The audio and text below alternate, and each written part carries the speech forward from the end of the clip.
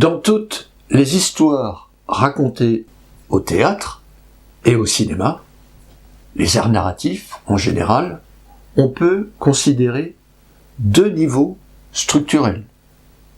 Un premier niveau, dit archistructure, qui classe les histoires en deux types fondamentaux, l'Odyssée et l'Iliade. Un second niveau qui emprunte à différents modèles qu'on dit référents, les mythes, les genres cinématographiques et les situations dramatiques. Nous verrons aussi que quel que soit le référent choisi, votre récit sera toujours structuré en trois temps dramatiques, trois blocs narratifs, que l'on appelle aussi la Trinité, avec deux charnières principales pour passer de l'une à l'autre. Nous verrons également que chaque histoire se compose d'une scène d'ouverture, d'un incident déclencheur, d'une crise, d'une confrontation, d'un climax et de scènes obligatoires. Toute œuvre narrative est soit une Odyssée ou une Iliade.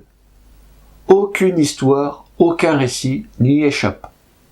Parfois, les deux se fondent l'un dans l'autre. L'Odyssée d'Ulysse, qu'on connaît tous, est un voyage, une marche, une errance tendue vers un but lointain, une quête de sens ou d'identité, un parcours initiatique. Différents genres du cinéma adoptent ce type de récit. Les road movies, comme Easy Rider de Dennis Hopper, Pierrot le Fou de Jean-Luc Godard, considérés d'ailleurs comme le précurseur du genre.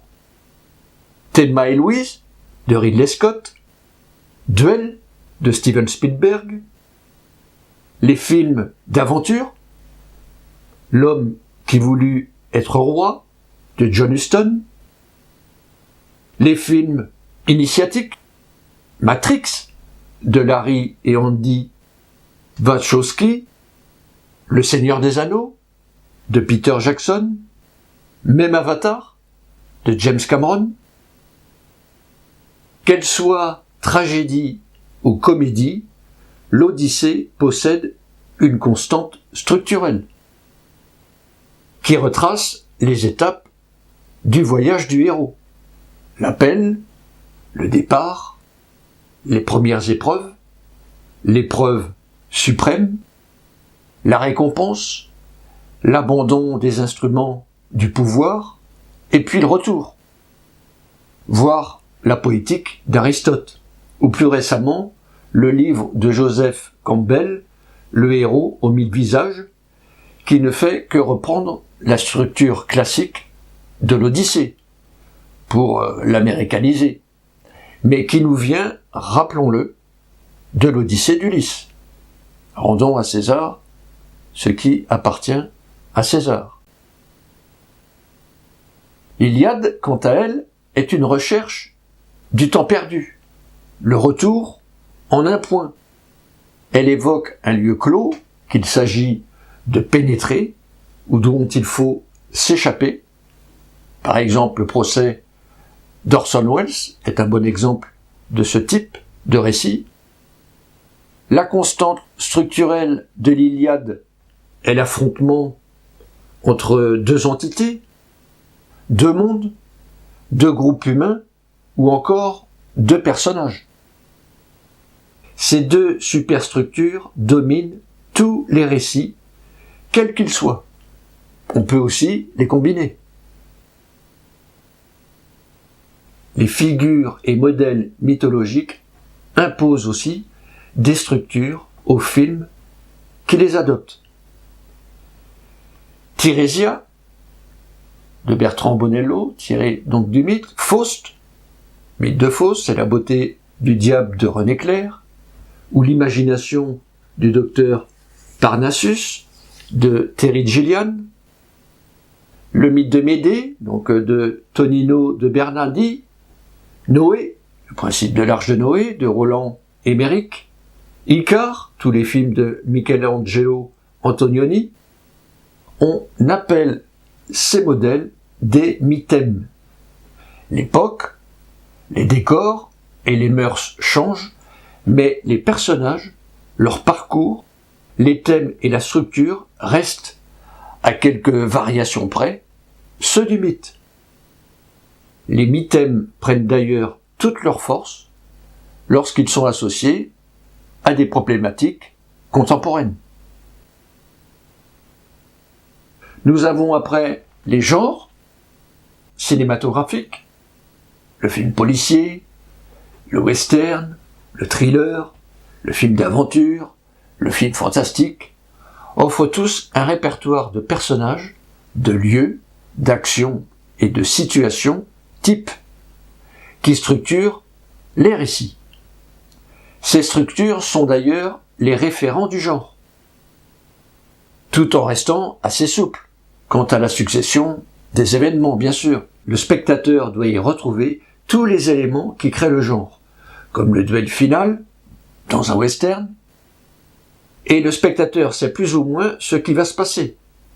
Il ne se demande pas si le héros va réussir, mais comment il va réussir. Dans cet ordre d'idées, Howard Hawks n'a pas hésité à refaire 3 fois le même western à succès en reprenant le même comédien, John Wayne, en faisant Rio Bravo, El Dorado et Rio Lobo. Chaque époque est censée recréer ses modèles en renouvelant les modèles précédents, par détournement, retournement, croisement des genres, mais la structure et les éléments qui les définissent restent globalement identiques. Enfin, quel que soit le genre, il doit répondre aux exigences et règles dramaturgiques. Et de n'importe quel film. Il n'y a pas de différence. Aristote, lui, ne distinguait que 2 genres, la tragédie et la comédie. Dans la tragédie, le conflit apparent était surdéterminé par des forces métaphysiques, morales ou sociales, qui échappaient au personnage. La tragédie est toujours utilisée, mais beaucoup moins qu'à cette époque. Aujourd'hui, on parle plutôt de drame, ce qu'on appelle aussi le drama. La comédie, quant à elle, dépeint les travers de la société. C'est toujours bon aujourd'hui. Et c'est un genre qui envahit toujours nos écrans et peut se mixer avec le drame, ce qu'on appelle la comédie dramatique. Pour que naisse un nouveau genre cinématographique, il faut qu'un nombre important de films offre une certaine ressemblance de style, de forme et de thème, mais aussi que les spectateurs et les professionnels du cinéma reconnaissent cette ressemblance et lui donnent un nom. En France, la classification opérée par le Centre national du cinéma, le CNC, en a retenu une 12aine. L'animation, le biopic, la comédie dramatique, le documentaire, le drame fantastique, la science-fiction, film d'horreur, film de guerre, l'histoire, policier, thriller et aventure, qui ont tous des sous-genres. D'ailleurs, ces frontières sont extrêmement mouvantes, car aujourd'hui, les genres s'entrecroisent et se superposent allègrement. Pourquoi ? Pour se renouveler. Policier avec western, policier avec science-fiction, aventure avec fantastique, historique avec fantastique, western avec film de sabre, des associations qui sont toujours d'ailleurs apparentées au drame ou à la comédie. Elle peut être satirique, dramatique, sentimentale, sociale, burlesque. Tout dépend de son degré d'exagération, de son éloignement avec le réel. Elle tend généralement à tourner en dérision les caractères et les mœurs d'une société à une époque donnée. La poursuite du bonheur est le thème majeur des comédies sentimentales.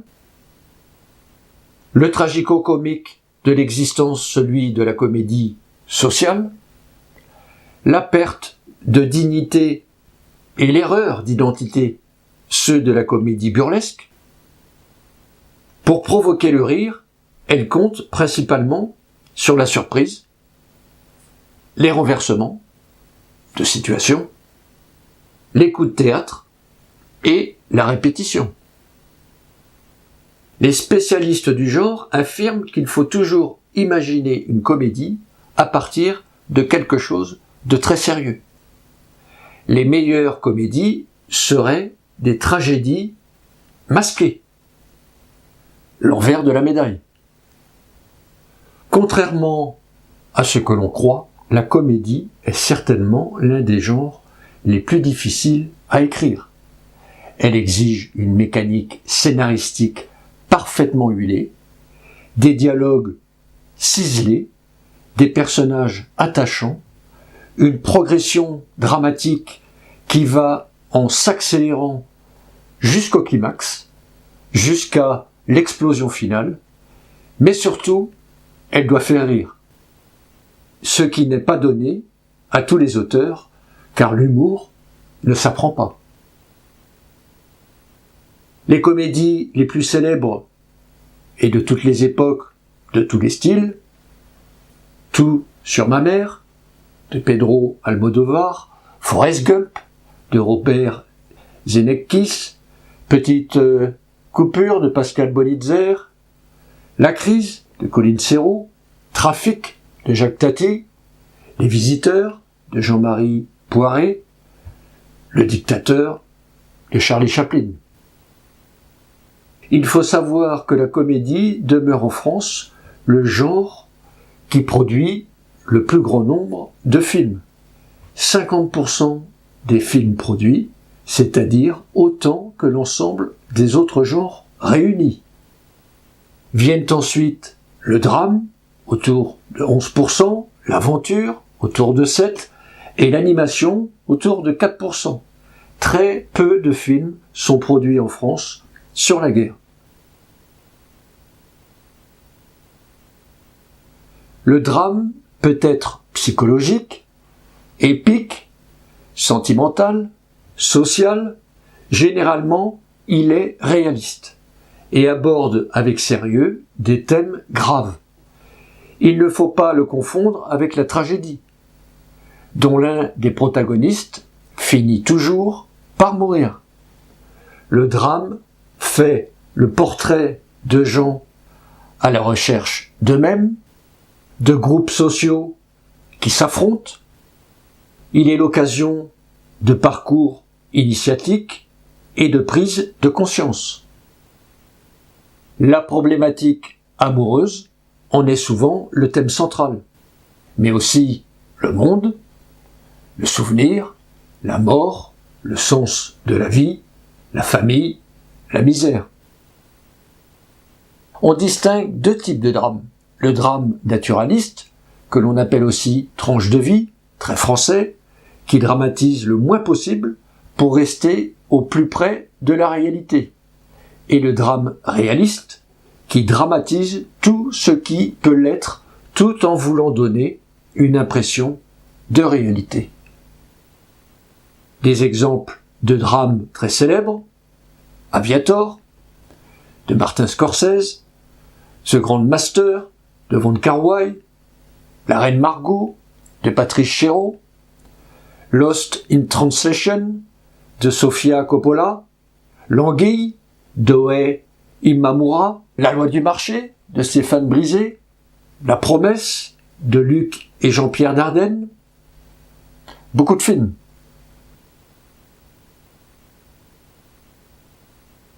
Le film d'aventure, lui, se caractérise par la simplicité de son intrigue, ses invraisemblances et ses excentricités. Bien que parfois, sa construction narrative puisse être extrêmement complexe. Son protagoniste est souvent un héros aux dimensions mythiques. Il est doté de beaucoup de charme, de compétences. Le thème est généralement la défense du droit et de la justice. Ses sous-genres sont le péplum, le film de KPDP, les films d'arts martiaux, mais on pourrait tout à fait y ranger le western, le film de science-fiction, ou encore le road movie. À titre d'exemple, Robin des Bois,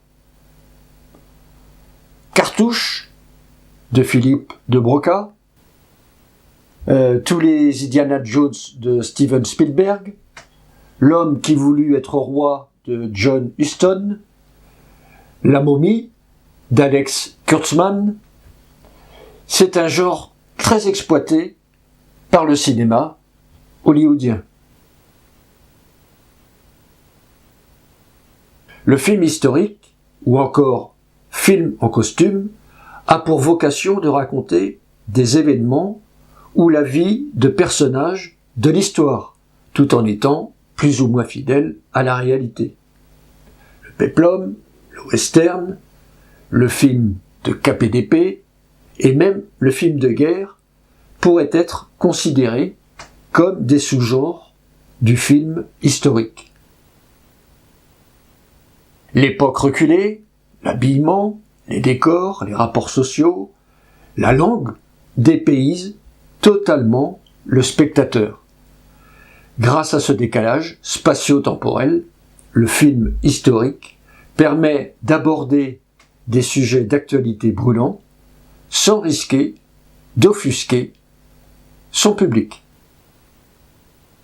À voir ou à revoir, La déchirure de Roland Joffé, film très célèbre sur la guerre du Cambodge, La guerre du feu de Jean-Jacques Hano, Exodus de Ridley Scott sur l'exode des Juifs en Israël, Meurtre dans un jardin anglais de Peter Greenaway, Le dernier empereur de Bernardo Bertolucci, film sur le dernier empereur de Chine. On l'appelle aussi biopic. On l'assimile au film historique lorsqu'il retrace la vie d'un grand personnage ayant réellement existé dans le passé. Mais il peut aussi faire le portrait d'une célébrité encore vivante, comme Welcome to New York d'Abel Ferrara, qui nous retrace les événements qui ont conduit l'homme politique français très connu en prison. Le biopic peut aussi nous faire le portrait d'un personnage réel, qui n'est pas encore une figure de l'histoire, mais dont l'histoire est étonnante, originale. Son principe fondamental est de rester fidèle à la personnalité de l'homme ou de la femme dont on raconte la vie sans pour autant s'interdire d'inventer ou d'interpréter. Pour exemple, je citerai des films comme The Doors d'Oliver Stone, Le discours d'un roi de Tom Hooper, Steve Jobs de Danny Boyle. Le thriller ou film à suspense raconte des histoires qui cherchent avant tout à maintenir chez le spectateur une tension maximale jusqu'au dénouement.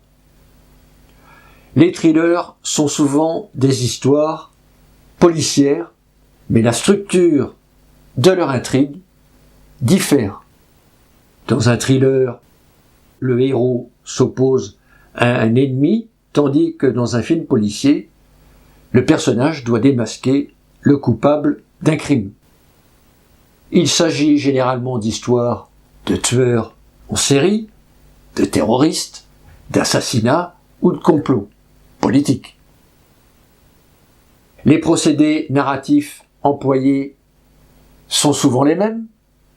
Fausses pistes, rétention d'informations et scènes d'action, surtout lors du climax.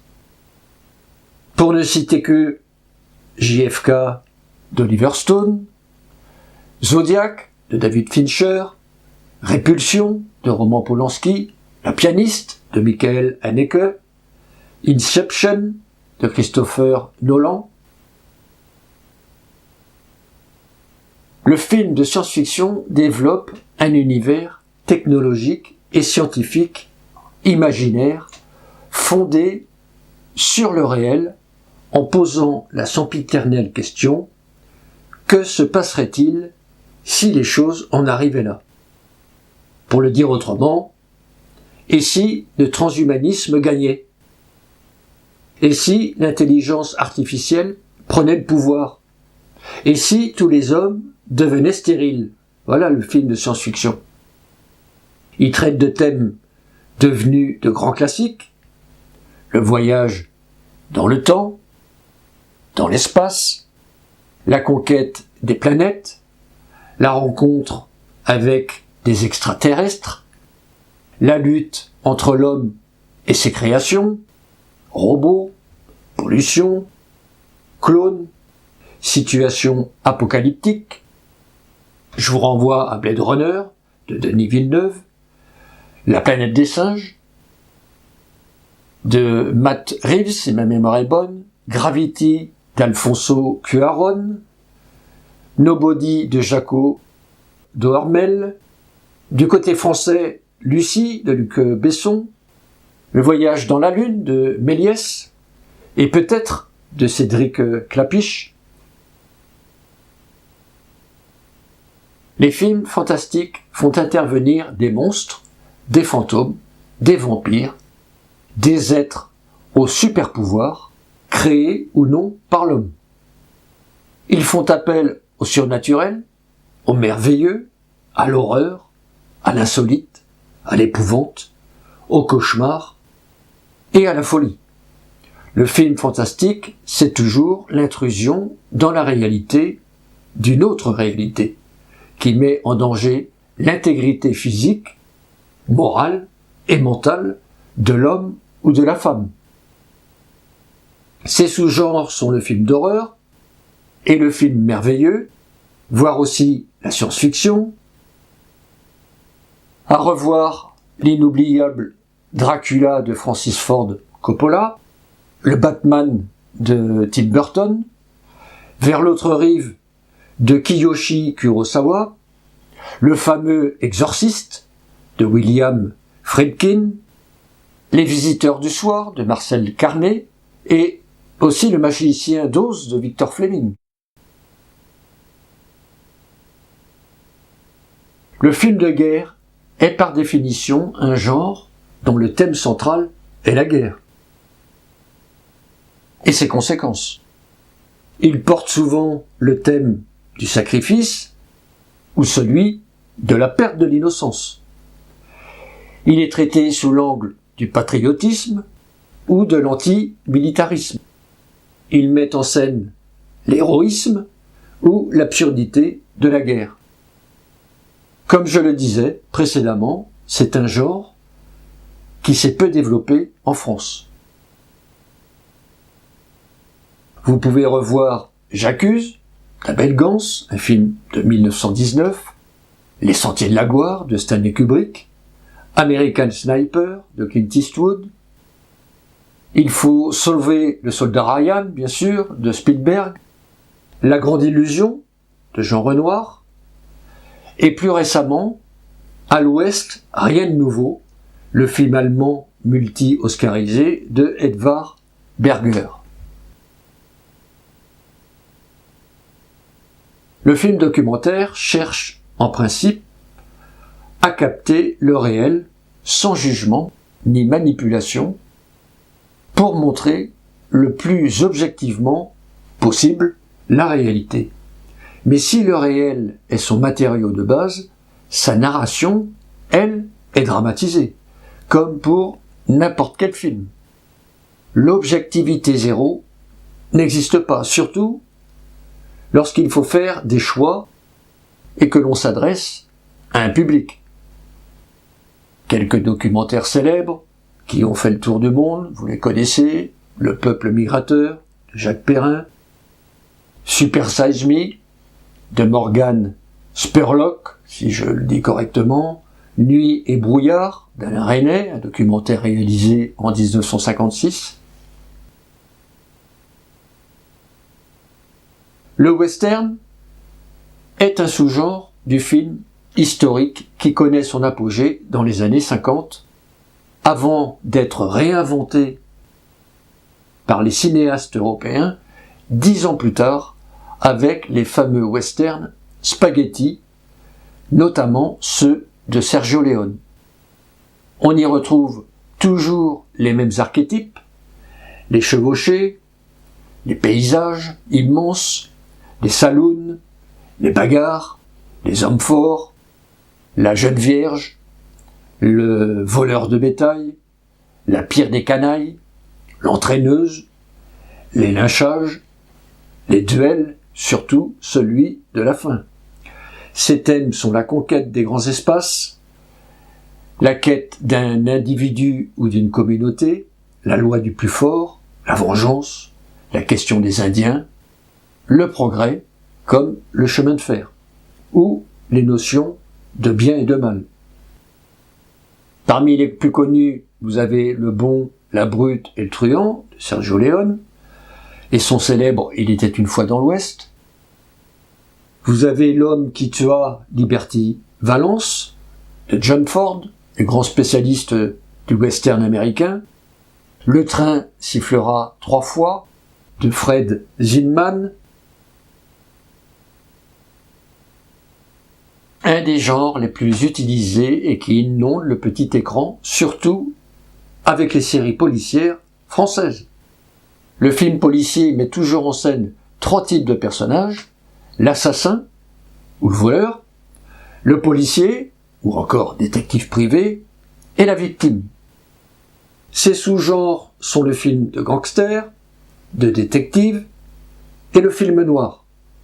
Le film policier ratisse les thèmes du bien et du mal, du crime organisé, de la femme fatale, du tueur en série, de la transformation morale de l'enquêteur.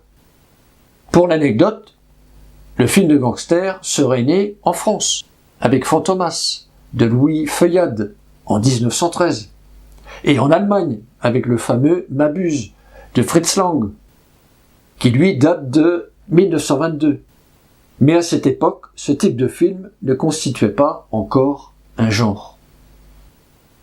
Là aussi, on peut citer les plus connus: Inspecteur Harry, de Don Siegel, Ghost Dog, La voix du samouraï, de Jim Jarmusch, Da Vinci Code, de Ron Howard, Quai des Orfèvres, de Henri-Georges Clouzot, La femme à abattre, de Raoul Walsh, Bad Lieutenant, d'Abel Ferrara.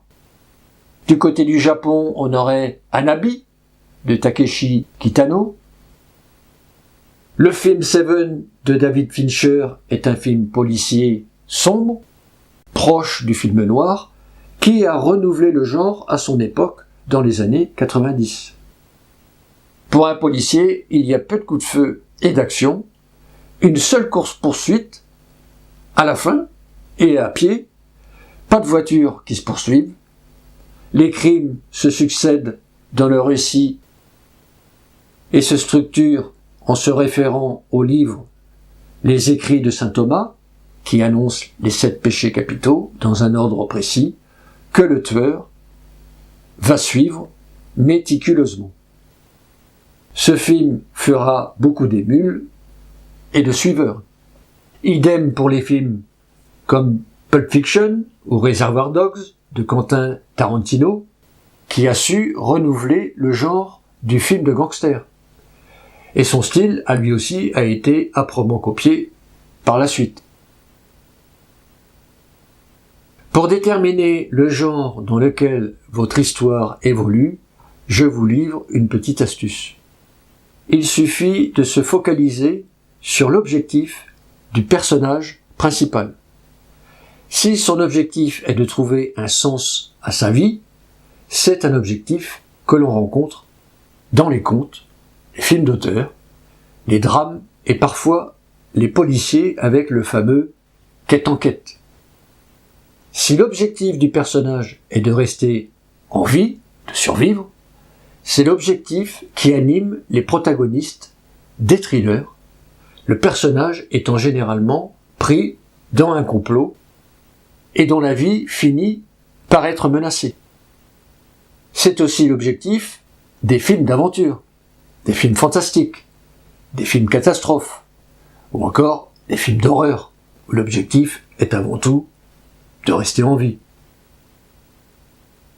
Enfin, si l'objectif du personnage est de mourir pour une cause, c'est généralement l'objectif du personnage des films d'aventure, des films d'action, de guerre et des films de science-fiction, voire le film de guerre Tu ne tueras point de Mel Gibson.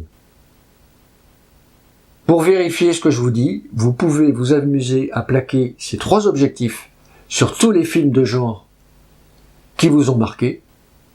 Je vous assure que vous y retrouverez les mêmes correspondances. Une histoire totalement originale n'existe probablement pas. C'est la façon de la raconter qui peut être originale et c'est valable pour tous les arts narratifs. Le nombre de situations dramatiques exploitées dans les œuvres littéraires, théâtrales ou cinématographiques mondiales est donc limité. Les histoires se structurent suivant ces patrons de façon plus ou moins systématique, plus ou moins combinatoire, plus ou moins assujettis au modèle.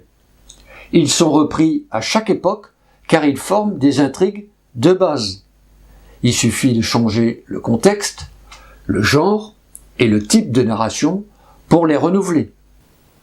C'est l'écrivain français Georges Polti qui les a mis en lumière et en a isolé 36. Pour plus de détails, je vous renvoie à son livre « Les 36 situations dramatiques », édité aux éditions Mercure de France, mais c'est certainement épuisé. Sinon, on les trouve sur Internet, mais le mieux est de lire toute la démonstration qui se trouve dans le livre. Car pour étayer ces 36 situations, Polti s'est appuyé sur un nombre faramineux de romans, contes et pièces de théâtre. Il y a par exemple la situation « être traqué », c'est la situation du film « Le fugitif ».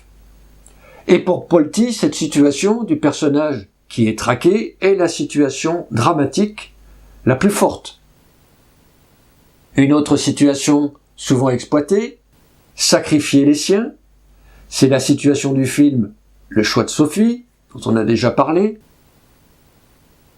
Une autre encore, sauver, situation de nombreux films où il s'agit de sauver des gens, le monde, de la catastrophe, quelqu'un ou quelque chose, d'une situation dangereuse. C'est la situation du film, par exemple, Armageddon, de Michael Bay, ou du film, on en a déjà parlé, Il faut sauver le soldat Ryan, de Spielberg. Une autre situation dramatique largement exploitée, obtenir ou conquérir. C'est la situation des liaisons dangereuses, de Stephen Frears, La vie rêvée des anges, d'Éric Zonka. Une autre situation encore, vivre un amour contrarié. C'est la situation d'un nombre incalculable d'histoires. Un amour souvent contrarié par la différence sociale, comme Roméo et Juliette, réalisé en 1996, si ma mémoire est bonne. Ravir ou kidnapper, c'est encore une autre situation, celle du film Misery de Rob Reiner. On pourrait s'amuser à toutes les énumérer, et on verrait que toutes ces situations ont servi à des dizaines de milliers de romans, de pièces de théâtre, de bandes dessinées, d'opéras et de films. Le philosophe Étienne Souriau affirmait, quant à lui, l'existence de plus de 200 000 situations dramatiques. Un livre édité chez Flammarion. Je ne sais pas si on le trouve encore. Mais toutes les situations qu'il évoque ne sont qu'une combinaison, en fait, des situations dramatiques de base posées par Polti. Les intrigues types. Je vous invite également à lire le livre de Ronald B. Tobias, publié en 1993, qui s'intitule, dans son titre original, 20 Master Plots. Dans cet ouvrage, l'auteur répertorie et analyse 20 grands types d'intrigues que l'on trouve indifféremment dans les contes de fées, les romans, les films et les séries TV. C'est en fait une remise à jour du travail de Georges Polti, mais qu'il pousse plus loin dans la façon dont ces situations sont exploitées du point de vue de l'intrigue. Ces types d'intrigues qui exploitent certaines situations sont devenus des modèles. Reprenons la quête, on l'a vu avec Polti, l'une des intrigues les plus vieilles au monde. Un personnage cherche un objet, une personne ou un lieu. L'objet de la quête est souvent la sagesse et change profondément le personnage. C'est l'Odyssée, le voyage du héros.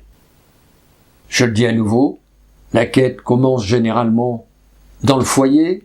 Le personnage voyage, surmonte les obstacles qui entravent sa route pour se terminer par le retour au foyer. Bon nombre de contes merveilleux sont construits sur ce modèle, dès lors qu'ils racontent une quête initiatique. Dans L'homme qui voulut être roi, de John Huston, l'écrivain Kipling reçoit la visite d'une épave humaine, en rayon et à moitié fou, qui se présente comme celui qu'il a jadis connu sous le nom de Petchi. Ce dernier raconte comment, avec Daniel, son vieil ami, il est arrivé au Kafiristan, province de l'Afghanistan, où ils sont devenus des dieux, ont régné et ont fini par tout perdre. Une autre intrigue, type la poursuite. Pour Polti, on l'a vu, c'est la situation être traqué. Elle donne l'une des intrigues les plus basiques. Un personnage court après un autre. Au début de l'histoire, on présente le protagoniste, puis on découvre l'antagoniste, qu'un élément déclencheur va lancer à la poursuite du protagoniste, ou inversement. Nous suivons la chasse avec son lot de rebondissements.